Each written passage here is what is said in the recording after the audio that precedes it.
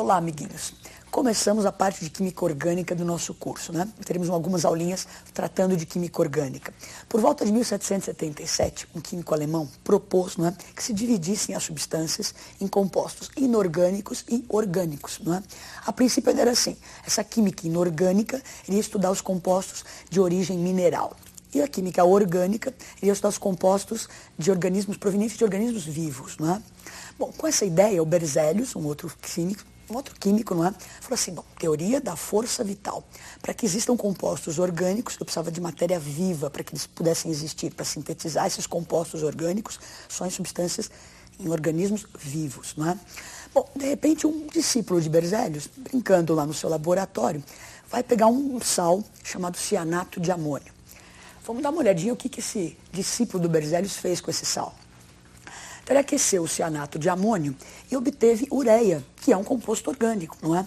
Proveniente de matéria teoricamente viva. Então ele pegou um composto inorgânico, um sal inorgânico, aqueceu isso no laboratório e obteve um composto orgânico. Então, com essa experiência, parece simples, não é? Desbancou a teoria do Berzelius dessa força vital. Então, a química orgânica teve que ser assim, reformulada, né? O que é isso? O que se estuda em química orgânica? Então, agora a gente estuda como a presença de carbono é ostensiva, não é? Se diz hoje em dia que a química orgânica vai tratar desses compostos, onde basicamente existem carbono, cadeias carbônicas, não é? Bom, o Kekulé, não é? Vai começar a estudar isso, e essa síntese que o nosso amigo Euler fez, não é?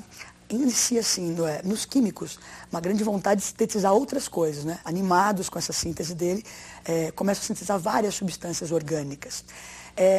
E o Kekulé, então, começou a postular o que é isso, como é que é esse carbono que aparece tanto, quais são as características dele, não é? Então, vamos observar os postulados de Kekulé. Então, o primeiro postulado, todo carbono vai ser tetravalente, quer dizer, vai sempre fazer 4 ligações. Segundo postulado, as 4 ligações simples que o carbono faz, elas são iguais. Então, se você observar o exemplo, o hidrogênio, não é, está mudando de posição. Você pode pensar, não, são coisas diferentes. Não, isso é tudo simétrico, as valências são todas iguais, as ligações são todas iguais. Não importa onde você colocar esse hidrogênio aí. E o terceiro postulado, o carbono é capaz de formar cadeias com outros átomos do próprio elemento carbono. Então, cadeias enormes, às vezes são formadas, não é? Então, o carbono é tetravalente, essas valências são iguais e ele pode formar cadeias. Bom, o carbono vai aparecer muito nesses compostos orgânicos, não é? Então, que tipos de ligação esse carbono pode fazer? Dá uma olhadinha no quadro. Então, ele tem sempre que fazer 4 ligações, mas ele pode fazer simples, né, entre os próprios carbonos, pode fazer dupla e pode fazer uma tripla ligação. Bom, esse carbono, então, vai formar essas cadeias imensas, não é? E eu vou classificar os carbonos com relação ao número de carbono que ele está ligado da seguinte forma. Então, um carbono que eu posso chamar de primário é um átomo de carbono que está ligado no máximo a um outro átomo de carbono. Carbono secundário é um átomo de carbono que está ligado a 2 outros átomos de carbono. Carbono terciário é aquele que está ligado a pelo menos 3 outros átomos de carbono. E o quaternário é aquele que está ligado a 4 outros átomos de carbono. Então nós vamos ver o exemplo na sequência. Uma cadeia bem grande aí com vários carboninhos. Para você classificar em primário, secundário e terciário, o que interessa é a relação carbono com carbono. Os hidrogênios ou outro elemento não me interessam. Então, se você ver aí na sua tela, agora aparecem os carbonos primários aí em destaque, não é? Então, carbonos que estão ligados a um outro átomo só de carbono. Não interessam os hidrogênios. Na sequência, aparece então o carbono secundário, não é? Este carbono marcado aí, ele está ligado a 2 outros átomos de carbono. O carbono terciário está ligado a 3 outros átomos de carbono. E, por fim, um carbono quaternário que está ligado a outros 4 átomos de carbono. Bom, o que acontece? Essas cadeias são imensas, não é? Às vezes, para você representar todas as ligações existentes, é muito chato, fica uma coisa muito, uma poluição muito grande. Então, é possível você condensar isso e representar essas cadeias de uma maneira mais simples. Então, a gente vai ver alguns exemplos dessa situação. Então, eu tenho lá CH3, CH2, CH3. Depois de esse monte de tracinhos, olha, eu posso condensar isso. Então, colocar olha, H3C, só representar as ligações entre os carbonos, né, ó, CH2 e o CH3. Em alguns momentos, a gente pode nem colocar esse tracinho entre os carbonos. Colocar tudo emendado, CH3, CH2, CH3. Mais um exemplo. Bom, então aí também, né, nós temos o CH2, uma dupla, CH, CH3, também posso então enxugar isso da maneira que está representada ali. Então CH2, a dupla, CH, CH3. Insisto ainda, tem alguns lugares que eu posso tirar esses tracinhos também. Próximo exemplo. Então é só para você ir vendo as possibilidades, não é? Então CH3, C dupla O, CH3, condenso tudo isso e escrevo lá, CH3, CO, CH3. Mais um exemplo. Então, cadeias cíclicas, vamos comentar daqui a pouco, classificar as cadeias, não é? Então, é um ciclo, a coisa está fechada ali. Então, eu posso representar enxugando os hidrogênios ou por figuras geométricas, não é? Nessas figuras geométricas, cada cantinho, cada aresta dessa daí representa um átomo de carbono. E os hidrogênios nem aparecem, não é? Só se for um átomo diferente de carbono é que eu preciso escrever. Senão, esse desenho indica que são carbonos ligados e completando as ligações sempre com hidrogênio. Mais um exemplo. Nós temos aí o que a gente conhece como anel benzênico, né, o anel aromático. Então tem 6 carboninhos, duplas ligações alternadas, não é? Eu também posso representar então, esse ciclo por um hexágono e ali aqueles tracinhos indicando as duplas alternadas. Bom, agora o que nós vamos fazer é pegar cadeias carbônicas e aprender a classificá-las. Essa primeira aula, sim, é para você entender depois a linguagem que vai se usar ao longo dessas próximas aulas de orgânica, não é? Então, tipos de ligação do carbono, tipos de carbono primário, secundário, como representar essas cadeias, a fórmula estrutural. E agora, então, classificando as cadeias, não é? Que tipos de cadeia eu posso ter nesses compostos orgânicos? Dê uma olhadinha no quadro. Classificando as cadeias, nós temos 3 grandes grupos, não é?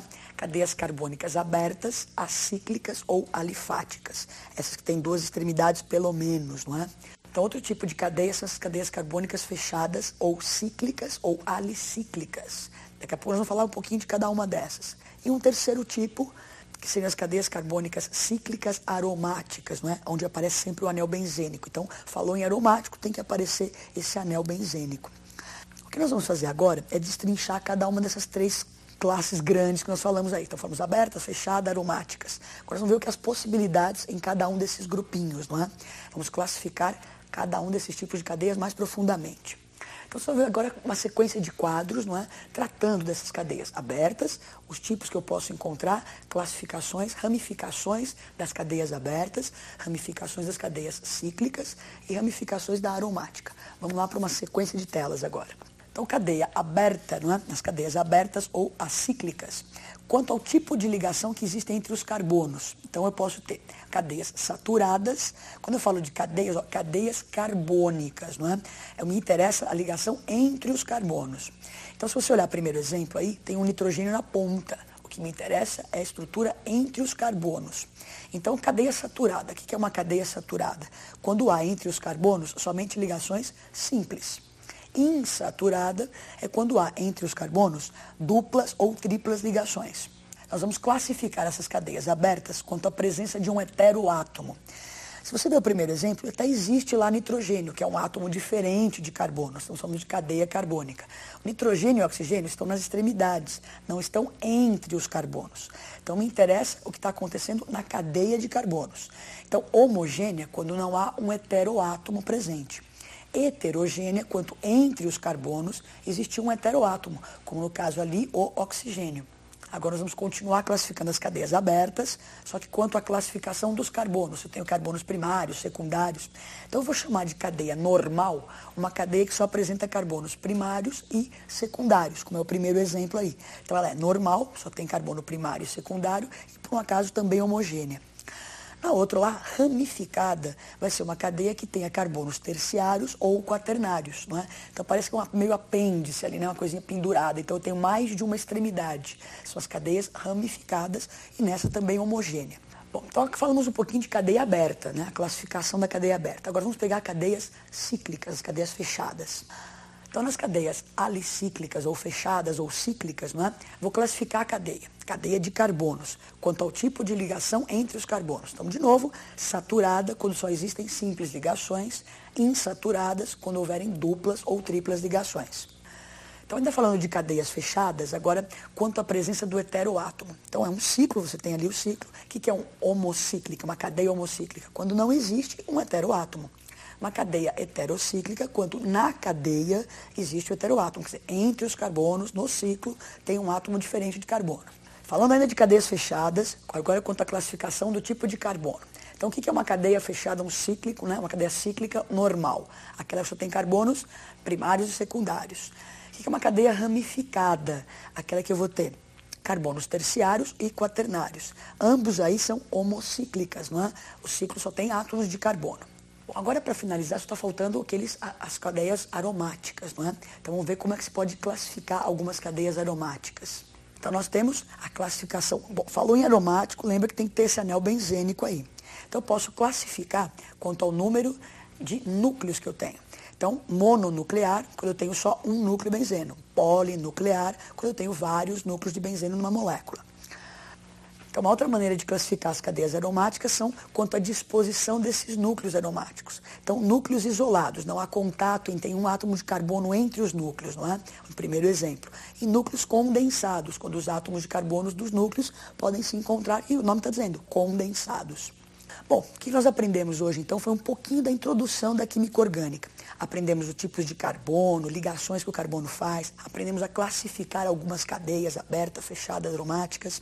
Façam alguns exercícios, é uma coisa bem simplesinha, né? Só você lembrar essa sequência de nomes, muito nomezinho. Bom estudo e até a próxima aula.